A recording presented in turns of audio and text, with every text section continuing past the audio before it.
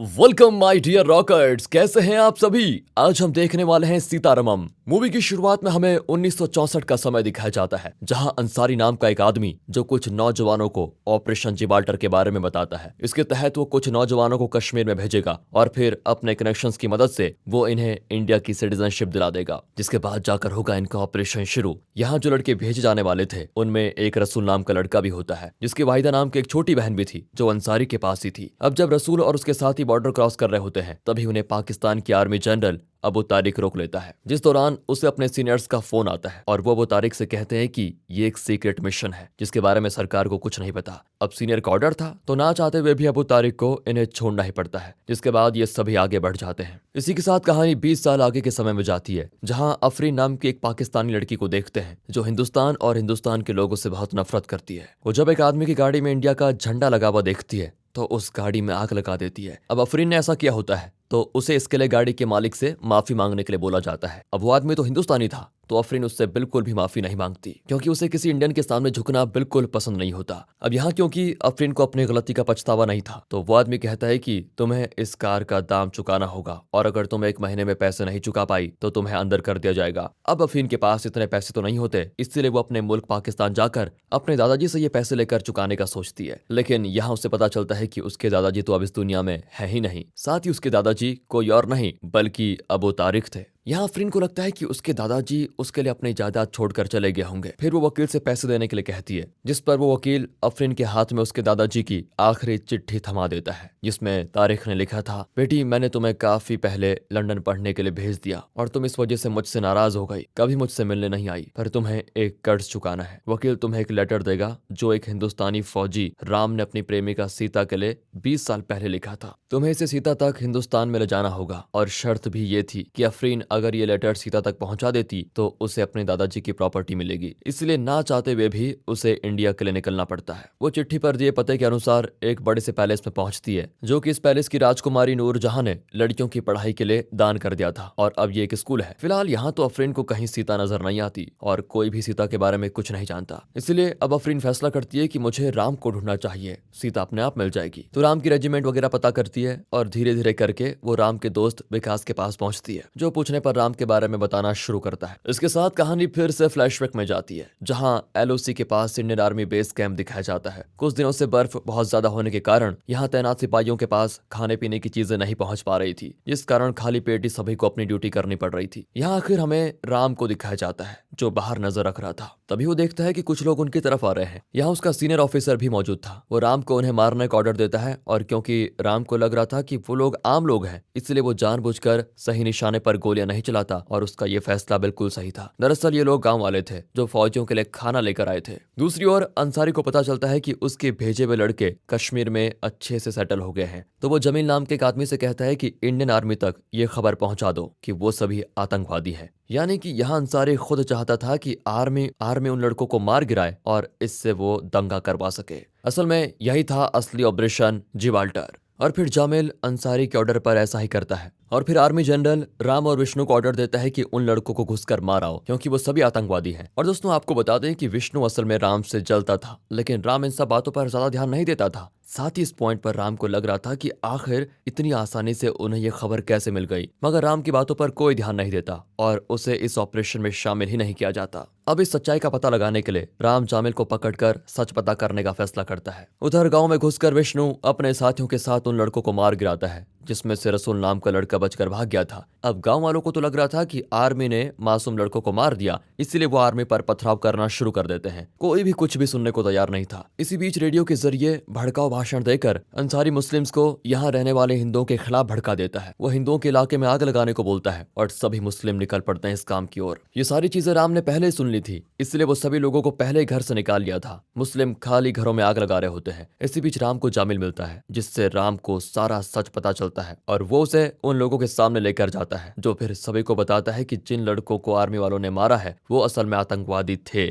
साथ ही ये सारा प्लान पाकिस्तान में बैठे उस अंसारी का था। सभी लोगों को अपनी गलती का एहसास होता है और वो अपनी लगाई आग को खुद ही बुझाते हैं। और इस तरह राम ने एक बहुत बड़ा दंगा होने से पहले ही रोक दिया था, जिस कारण उसकी चर्चा पूरे देश में हो रही थी। इसी वजह से राम का इंटरव्यू लेने के लिए एक रिपोर्टर वहां पर आती है, जिनसे बातों ही बातों में राम बताता है कि मैं अनाथ हूं और मेरा कोई नहीं है। ये सुनकर वो रिपोर्टर रेडियो के जरिए एक नई मुहिम चला देती है, जिसके तहत देश भर से सभी लोग राम को खत लिखकर भेजने लग जाते हैं। कोई उसकी माँ बनता है, कोई बाप, कोई भाई, कोई बहन। राम के पास अब अपनों की कमी नहीं थी। वो इन सभी चिट्ठियों का जवाब भी रात को जाग कर लिखता था, फिर उन्हें पोस्ट भी कर देता था। उसके पास बोरे भरकर चिट्ठियां आने लग गई थी। एक दिन इन्हीं चिट्ठियों में से एक चिट्ठी राम को मिलती है, जिसमें लिखा था, तुमने ये कैसे कह दिया कि तुम्हारा कोई नहीं है? क्या तुम अपनी पत्नी को भूल गए? राम इस लड़की का नाम पढ़ता है तो लिखा था सीता। सीता अपनी चिट्ठियों को इस तरीके से लिखती थी जैसे कि वो सच में उसकी बीवी हो, पर ये चिट्ठियां कहां से आ रही थी ये राम को पता नहीं चलता, जिस कारण वो इनका जवाब नहीं दे पा रहा था। और बीते हुए दिनों के साथ राम को भी सीता से आखिर प्यार हो जाता है। एक दिन उसे सीता की एक और चिट्ठी मिलती है, जिसमें लिखा था, तुम मुझे नहीं ले गए थे ना, इसलिए मैं खुद 12 तारीख को हैदराबाद में एक मैजिक शो देखने जा रही हूँ। और ये हिंट राम के लिए काफी था। वो चिट्ठी पर लगी मोहर से जान जाता है कि ये चिट्ठी दिल्ली से लिखी गई है, यानी कि उस दिन सीता दिल्ली से हैदराबाद तक ट्रेन से सफर करने वाली थी। इसलिए चिट्ठी लेकर राम दिल्ली पहुंचकर हैदराबाद की ट्रेन में बैठ जाता है, जहां उसे बड़ी ही मुश्किल से वीआईपी कंपार्टमेंट में सीता मिल जाती है, जो कि राम की सोच से भी ज्यादा खूबसूरत थी।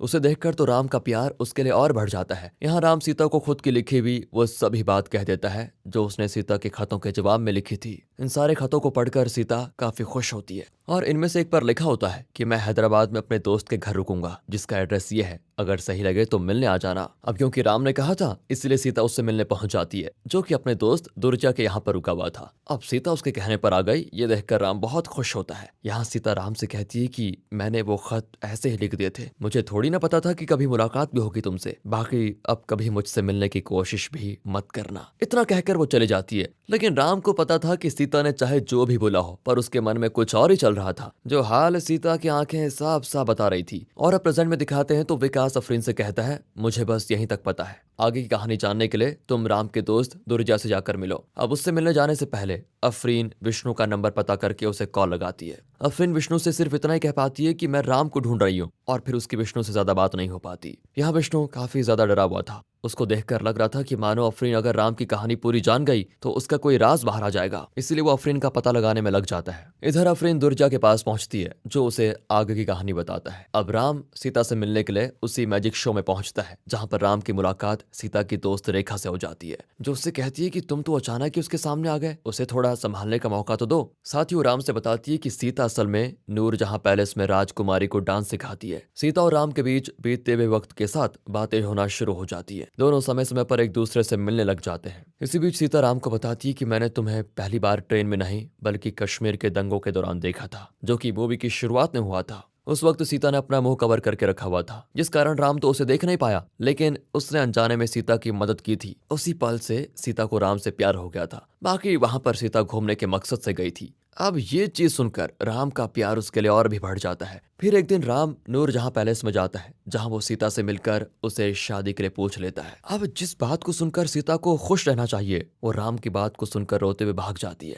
इस पॉइंट पर प्रेजेंट समय में दुर्जय सीता की फोटो अफरीन को दिखाता है, जो कि राम ने ली थी। अब इस फोटो को लेकर अफरीन जब वापस उसी पैलेस यानी गर्ल्स स्कूल में पहुंचती है, तो वहां सीता की एक बड़ी सी तस्वीर अफरीन को दिखती है, जिसके नीचे सीता नहीं बल्कि प्रिंसेस नूरजहां लिखा हुआ था। यानी कि सीता ही इस पैलेस की राजकुमारी नूरजहां थी, जो उसने राम से भी नहीं बताया। सीता नाम को तो कोई था ही नहीं। इस कारण तारिक जब भी राम के उस आखिरी खत को भेजता था तो वो वापस आ जाता था। फिलहाल कहानी आगे बढ़ती है और फ्लैशबैक में हमें दिखाया जाता है कि सीता का प्रिंसेस नूरजहां होना ही उसे राम से शादी करने से रोक रहा था। यूं तो वो एक प्रिंसेस होने के बाद भी काफी साधारण रहती थी और साथ ही वो बच्चों की बहुत मदद करती थी, लेकिन उसके भाई को उसका किसी आम इंसान से शादी करना पसंद नहीं आएगा, यही सोचकर वो परेशान थी। यही सारी बातें वो रेखा से बता रही थी। वो कहती है कि काश मैंने वो लेटर्स लिखे ही ना होते। इसी बीच दिखाया जाता है कि ओमान में तख्ता पलट हो गया है और वहां के तानाशाह ने सब इंडस्ट्रीज को अपने अंडर लेना शुरू कर दिया है, जिसमें नूरजहां के परिवार की इंडस्ट्रीज भी शामिल थी। जिसे बचाने के लिए नूरजहां का भाई ये फैसला करता है कि वो ओमान के तानाशाह के बेटे की शादी अपनी बहन से कर देगा, तभी उनकी इंडस्ट्रीज बचेगी। यानी कि सीता के लिए उसने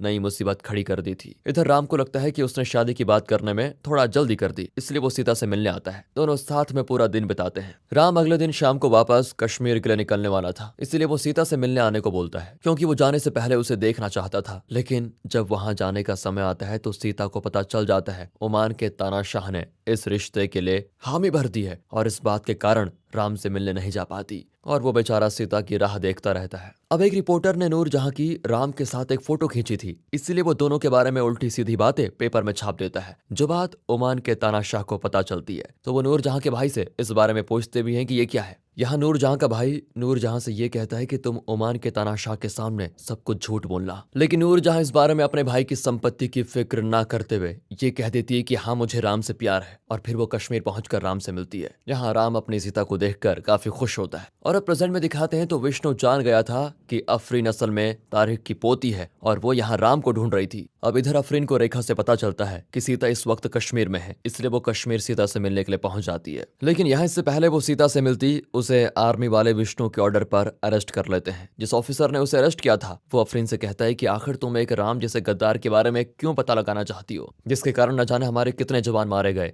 ये सुनकर अफरीन दंग रह जाती है कि आखिर ये कैसे हो सकता है, जिस राम की सभी तारीफ कर रहे थे वो भला गद्दार कैसे हो सकता है। यहाँ अफरीन से अकेले में बात करने के लिए खुद विष्णु आता है, जो कहता है कि तुम्हारे दादा तारिक और राम का मेरे सर पर बहुत बड़ा एहसान है। ये कहने के बाद वो आगे की कहानी बताता है। असल में जब राम और सीता एक होटल में गए थे तो वहाँ विष्णु अपनी पत्नी के साथ मौजूद था। उसे देखकर राम और सीता भी उन्हें ज्वाइन करते हैं। यहाँ अचानक एक लड़का विष्णु की कनपट्टी पर गन रख देता है, जो कि कोई और नहीं बल्कि रसूल था, क्योंकि वो अपना बदला लेना चाहता था। फिर राम और विष्णु उसे अगले ही पल पकड़ लेते हैं। साथ ही राम रसूल को इमोशनल करके अंसारी का पता निकाल लेता है, जिसका पता लगते ही उसे मारने के लिए एक टीम बनाई जाती है जो बॉर्डर पार करके जाएगी और अंसारी को मार देगी। इस मिशन में अगर कोई सैनिक पकड़ा जाता है तो उसकी मदद खुद हिंदुस्तान आर्मी भी नहीं कर सकती, क्योंकि ये मिशन सीक्रेट है और इसकी इंडिया कोई जिम्मेदारी नहीं लेगा। जो वहां फंसा समझो वो मर गया। अब राम विष्णु और उनके कुछ साथी बॉर्डर पार करके अंसारी को मार तो गिराते हैं, लेकिन राम रसूल की बहन वाहिदा को जलने से बचाने के चक्कर में तारिक के हाथों पकड़ा जाता है, जिसके साथ विष्णु भी था। तारिक का दिल अच्छा था तो वो राम और विष्णु के टॉर्चर होने के दौरान भी उन्हें खाना और कपड़े देकर